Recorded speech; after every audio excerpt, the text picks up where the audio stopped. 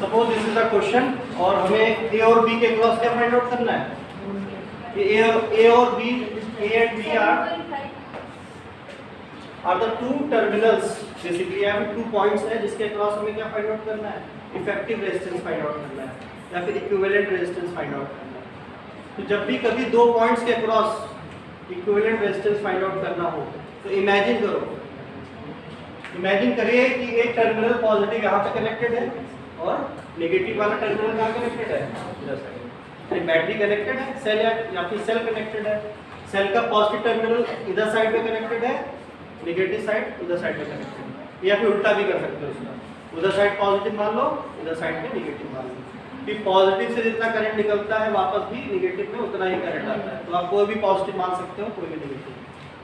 तो सपोज यहाँ से करंट आई फ्लो हुआ from positive terminal of the battery, suppose I current is flowing. इस 2 ओम में कितना करंट जा रहा है, आई।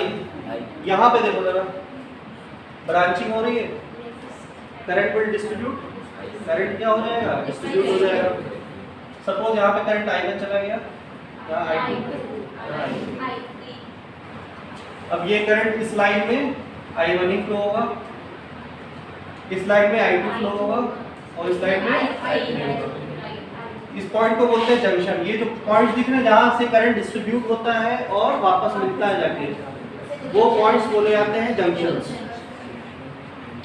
अब ये करंट वापस आ रहा है यहाँ पर I1, I2, I3, ये वापस आके फिर जुड़ जाएगा, आपस में जुड़ जाएगा, फिर वापस कितना करंट जाना रहेगा, that means I is equal to I1 plus I2 plus I3। अब बताइए, मैंने आपको बताया था कि करंट जो जब डिस्ट्रीब्यूट हो जाता है या अलग अलग करंट जिस भी रेजिस्टेंस में फ्लो हो रहा हो आपस में कैसे होते हैं, पैरेलल होते हैं। That means this resistance and this resistance and this resistance are in parallel, और इनका जब आप इक्विवेलेंट निकालोगे उस इक्विवेलेंट रेजिस्टेंस में कितना करंट फ्लो हो रहा होगा, यानी कि 12 ohm, 6 ohm and 4 ohm are in parallel. इनका जब आप इक्विवेलेंट निकालेंगे तो उसमें कितना करंट फ्लो हो रहा होगा, इन तीनों के सम के बराबर, I1 plus I2 plus I3, और I1 plus I2 plus I3 किसके बराबर है, I के बराबर है। यानी इन तीनों का अगर मैं इक्विवेलेंट निकालूं तो उस पे करंट कितना फ्लो होगा, I। यानी इस लाइन में उस करंट, उस रेजिस्टेंस को इस लाइन में हम लोग इन तीनों का जो कॉम्बिनेशन होगा वो इस लाइन में लिखा जा सकता है या नहीं लिखा जा सकता। तो सबसे पहले इन तीनों का इक्विवेलेंट निकाल लीजिए, 12 ohm, 6 ohm and 4 ohm are in parallel. अगर पैरेलल में है तो पैरेलल का कॉम्बिनेशन क्या होता है, 1/r'। सपोज r', इन तीनों का कॉम्बिनेशन जो होगा वो क्या है, r' है। 1/12, 1/6 plus 1/4। What is the LCM of 4, 6 and 4? 12, 6 and 4. 12, 12, 6 and 4 का LCM क्या होगा, 12। So the value will be 1, 2 plus 3. That is 6. That is 1/2. So the R' will be 2 ohm. So we can replace 2 ohm resistance in the place of these 3. लेकिन वो किस line में रहेंगे, इसी line में रहेंगे, ठीक है।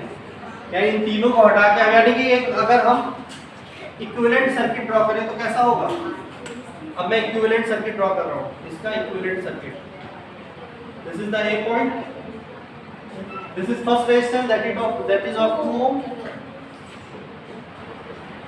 Now in place of these 3 we can place this 2 ohm resistance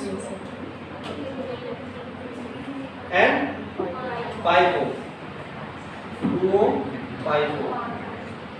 Now this is the point B, this is negative terminal and this is positive terminal. अब इन तीनों 2 ohm, 2 ohm and 5 ohm, इसमें कितना resistance जा रहा है, इसमें कितना current जा रहा है, 1 एम्पीयर, सॉरी I करंट जा रहा है, यहाँ तो करंट की वैल्यू नहीं पता हमें, तो इसमें और इसमें यानी 2 ohm and 5 ohm में सेम करंट जा रहा है कि नहीं, that means they are in series. इन तीनों का सीरीज कॉम्बिनेशन क्या हो जाएगा, 2 ohm, 2 ohm and 5 ohm are in series because the same current is flowing through them. तो कॉम्बिनेशन अब तीनों का एक बनाना है तो फाइनल रेजिस्टेंस क्या आ जाएगी इक्विवेलेंट कैपिटल आर में रिप्रेजेंट करेंगे 2 + 2 + 5 that is 9 ohm. So the equivalent resistance of this circuit is 9 ohm. ठीक है? नोट डाउन ये नोट करिए.